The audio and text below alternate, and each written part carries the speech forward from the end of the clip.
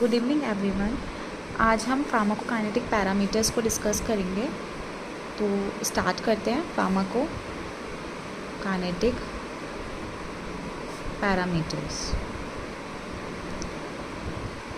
Parameters को समझने से पहले हमें ये पता होना चाहिए कि फार्माकोकाइनेटिक क्या होती है। तो फार्माकोकाइनेटिक जो होता है, अगर हम इसे ब्रेक करके देखें तो इसका मतलब होता है, फार्माको का मतलब होता है ड्रग, काइनेटिक का मतलब होता है मूवमेंट।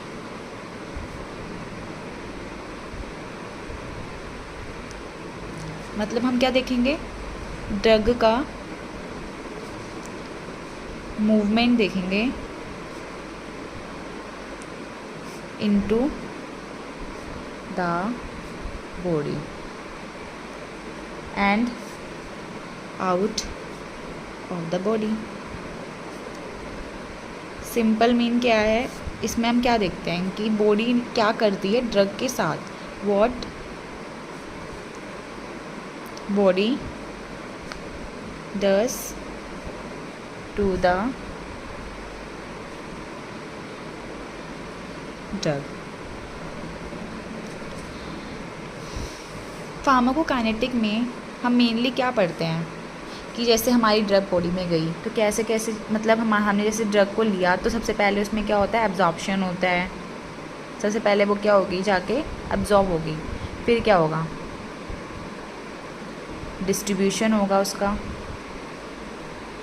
ड्रग जो होगी जहाँ जहाँ जहाँ उसे जाना है वो जाएगी और डिस्ट्रीब्यूट हो जाएगी। फिर उसका होगा मेटाबॉलिज्म,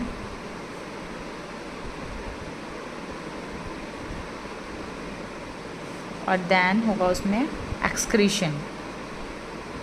फिर वो बाहर निकल जाएगी। जब ये सारी चीज़ें हो जाएंगी तब। अब हम मेनली इसमें और क्या पढ़ते हैं, फार्माकोकाइनेटिक पैरामीटर्स में हम रिलेशनशिप देखते हैं।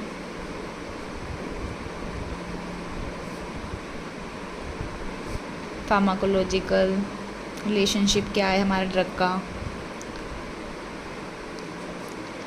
और थेराप्यूटिक रिलेशनशिप क्या है, टॉक्सिकोलॉजिकल रिलेशनशिप क्या है।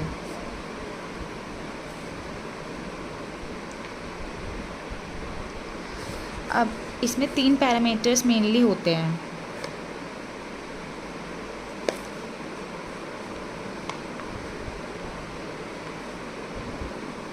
सी मैक्स, टी मैक्स और एरिया अंडर द कर्व। अब सी मैक्स क्या होता है, मतलब कि हमारी जो ड्रग है उसकी मैक्सिमम कंसंट्रेशन होगी प्लाज्मा में, तो उसे हम डिनोट करेंगे सी मैक्स से। सी मैक्स मतलब मैक्सिमम कंसंट्रेशन है ड्रग की प्लाज्मा में, maximum concentration of drug in plasma.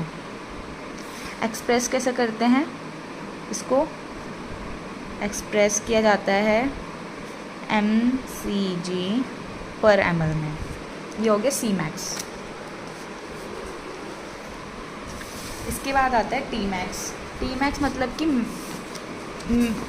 हमारा वो टाइम, टी मैक्स मतलब कि वो टाइम जिसमें हमारी जो ड्रग है, जैसे हमने ली ड्रग को एडमिनिस्टर किया और वो हमारे जिस टाइम में सी मैक्स तक पहुंची उसको हम बोलते हैं टी मैक्स। तो the time taken by drug reaches to the C max called T max. इसको अब एक्सप्रेस कैसे करेंगे, टाइम है तो इसे हम एक्सप्रेस करेंगे आवर्स में, एक्सप्रेस्ड इन आवर्स। अब हमारा जो ऑनसेट ऑफ एक्शन होता है और एंड ऑनसेट ऑफ टाइम होता है,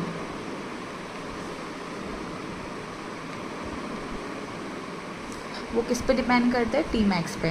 डिपेंड ऑन टी मैक्स। इसके बाद आता है area under the curve. Area under the curve का मतलब क्या होता है, जैसे हमने ये ग्राफ बनाया है,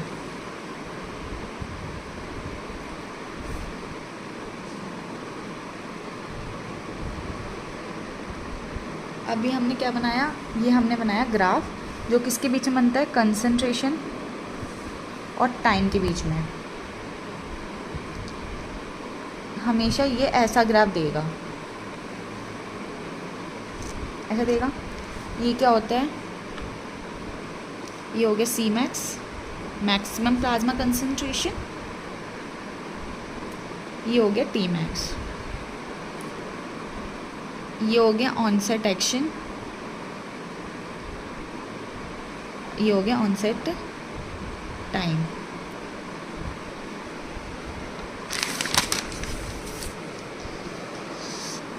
और ये हो गया एलिमिनेशन, जब ड्रग का होगा।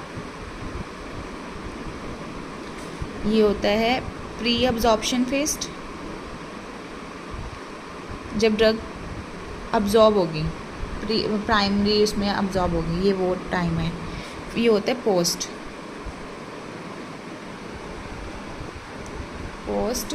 Absorption phase.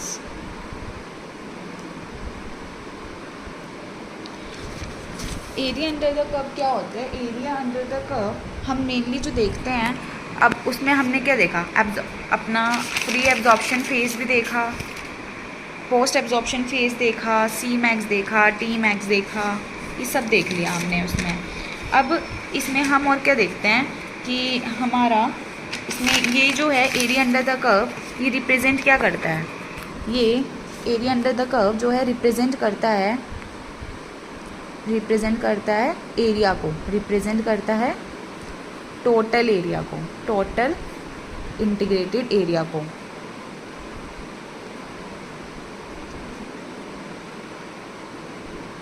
ये रिप्रेजेंट करता है टोटल इंटीग्रेटेड एरिया को under plasma level, under plasma level time